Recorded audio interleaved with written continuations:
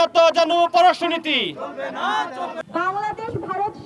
ভারত বাংলাদেশ সীমান্তে বিএসএফ কর্তৃক 2 বাংলাদেশিকে বেধড়ক পিটিয়ে হত্যার প্রতিবাদে আজ বিকেল 5টায় ঢাকা বিশ্ববিদ্যালয়ের রাজভাস্কর্যের সামনে বিক্ষোভ সমাবেশের আয়োজন করে বৈষম্য বিরোধী ছাত্র আন্দোলন। দিল্লি না ঢাকা, ঢাকা ঢাকা দিল্লি না ঢাকা। ঢাকা। সমাবেশে বক্তব্য রাখেন বৈষম্য বিরোধী ছাত্র আন্দোলনের কেন্দ্রীয় সভাপতি রিফাত রশিদ, মুখ্য সমন্বয়ক হাসিব আল ইসলাম সহ অন্যান্য সদস্যরা। বিএসএফ আমার ভাইদেরকে সীমানায় সেটা বাস্তবায়ন করছে, কিন্তু যখন সেটা চীনের বর্ডারে যায়, যখন পাকিস্তানের বর্ডারে যায়, তখন মার্কে পালায়, তখন কিন্তু তারা প্রতিরোধ করতে পারে না।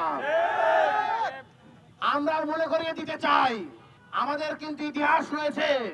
পিরোজপুর পাইকমারি সীমান্তের সেই যুদ্ধের কথা ভুলে যান না।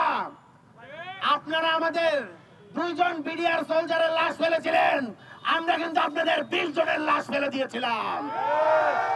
ইতিহাস থেকে শিক্ষা নেন, সেই একই রক্ত কিন্তু আমাদের গাঢ় বইছে, আমাদের শিরা উপশিরায় বইছে।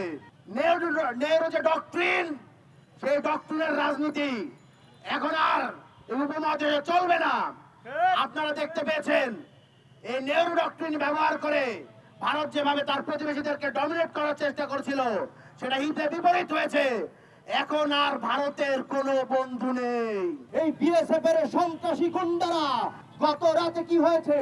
গত রাতে সন্ত্রাসী নৃশংস হায়নার মতো তারা আমার 2 বাংলাদেশি ভাইকে পিটিয়ে হত্যা করে পদ্মায় ভাসিয়ে দিয়েছে। আমার বাংলাদেশের মানুষের উপর তারা বিভিন্ন সময় গুলি চালায়। আমরা এখনো পর্যন্ত পররাষ্ট্র মন্ত্রণালয় থেকে কোনো প্রকার কোনো বিবৃতি দেখি নাই।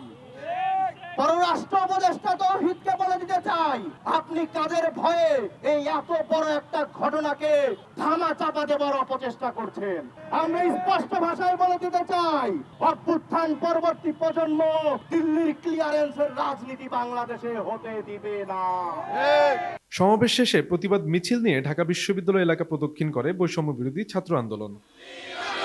দিল্লি না ঢাকা, দিল্লি না ঢাকা।